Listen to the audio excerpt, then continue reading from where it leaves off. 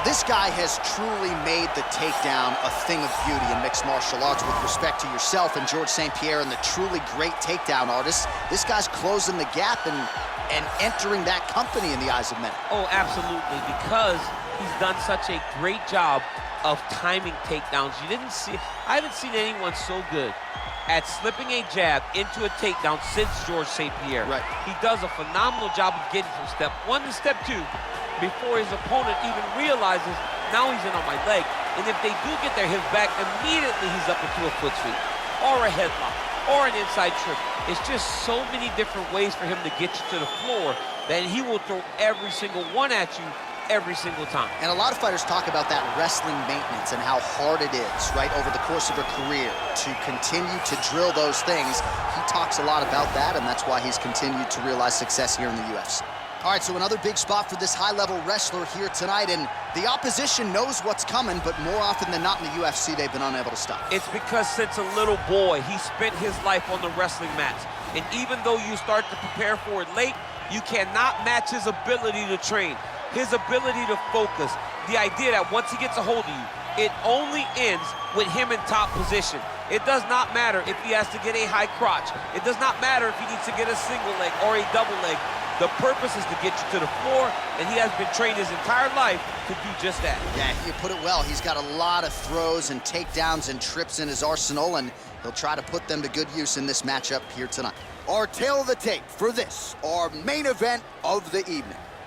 So these fighters relatively close in age, just a year apart, with similar height and some differences in reach.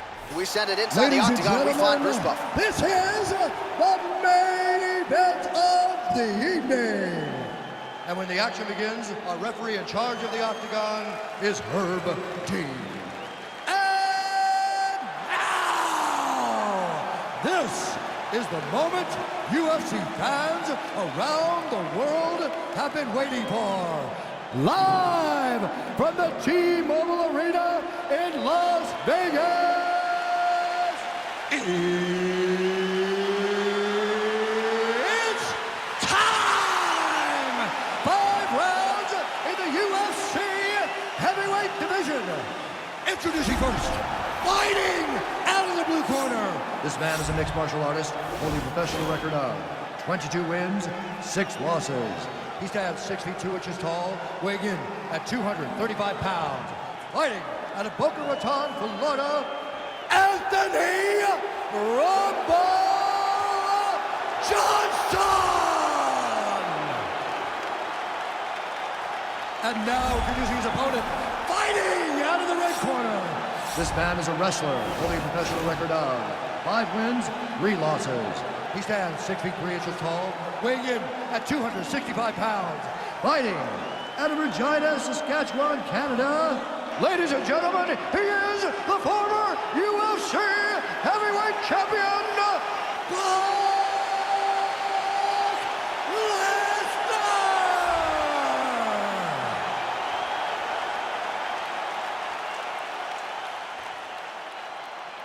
You've been given your instructions in the dressing room. Protect yourself at all times. Follow my instructions. We will have a clean fight. Touch gloves, let's make it official. They touch him up, and we are underway.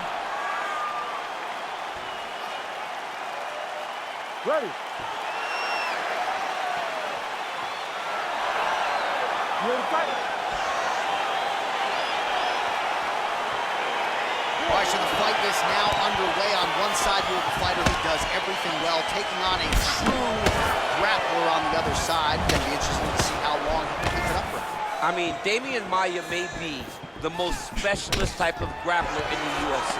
This guy resembles him in a number of ways.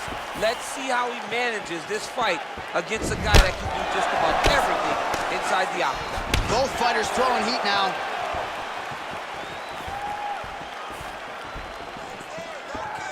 And he lands a punch there. Oh!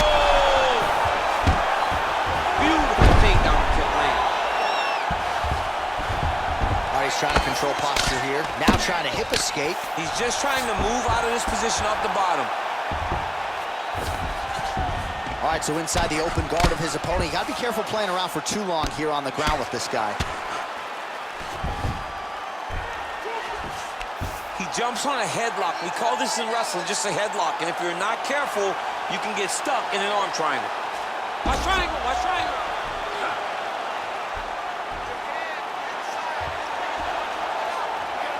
Needs to push the arm to the side. Get his head against the mat. Now watch, as he goes to the finish, watch his chest go to the mat. He goes flat. And this might just be a matter of time. Wow. Side control now, and certainly I would think more offensive options for the bottom fighter than in the half guard. Absolutely more offensive options, because now you can just start to get away.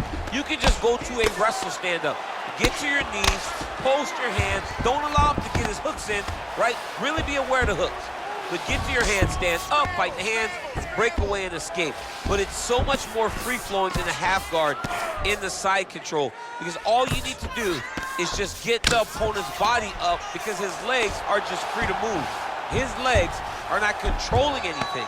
His legs are just free, so you have more freedom to use yours. Oh, big combination of ground and pound strikes here, DC. This could be the beginning of the end. I mean, you got to be very careful when you take these big ground and pound strikes. You need a controlled posture on the bottom, and if you're the top guy, the guy that's looking to finish, continue to gain posture and rain down big strikes with your opponent.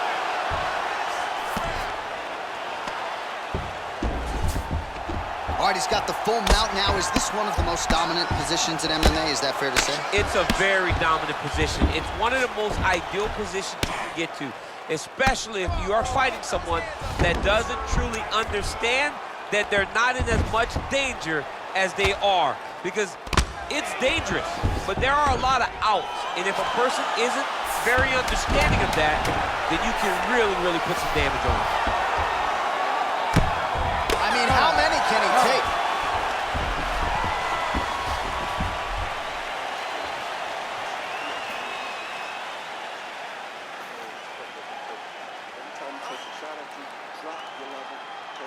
All right, so there's the horn signifying the end of the round. A stunner there with the head strike midway through. Nearly got him out of there for good. Almost got him out of there. He hurt him badly.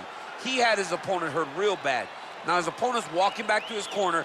Everybody looks confused. They don't know what they're supposed to do to try to change the way that this fight is going. You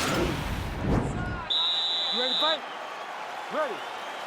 All right, round two. He's throwing every part of himself into these big leg kicks. And he landed the right hand there.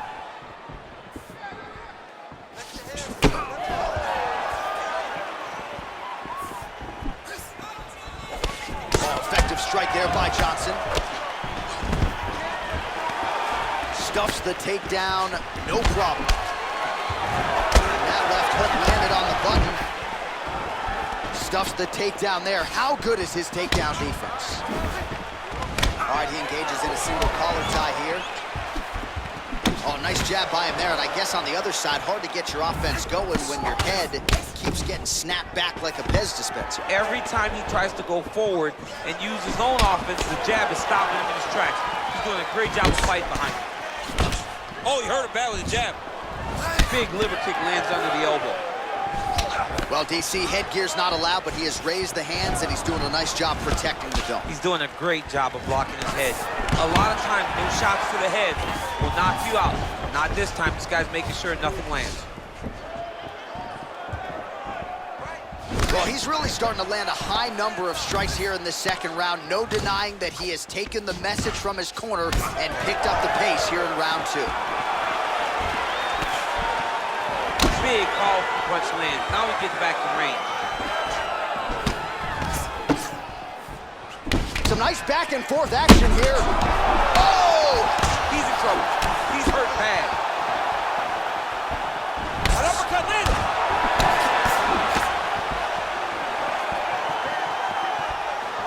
Oh! Put him to sleep. An uppercut landed. Do you believe it? Oh! Woo! What a fight! A near perfect perfect strike to end the fight and end the night for his opponent, who candidly may not have even seen that shot coming. So just the way he drew it up, exactly what he told us during fight week, played out here on fight night. He found a little opening in his opponent's defense and barged right through it to get the big knockout win.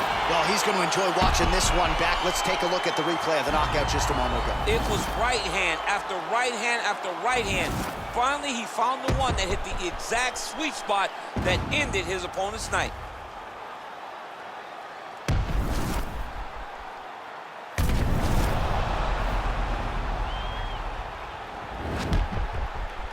Now we go inside the octagon. Bruce Buffer with the official decision. Ladies and gentlemen, referee Herb Dean has called a stop to this contest at 3 minutes, 11 seconds of round number 2. Declaring the winner by knockout, Brok Lesnar! Well, we congratulate him on a huge knockout here tonight. He'll probably keep that smile while he's sleeping tonight after what he was able to produce here. He's going to be smiling for a really long time. When you get a knockout like that, not only do you get the win, you also, most times, walk away with a $50,000 bonus check.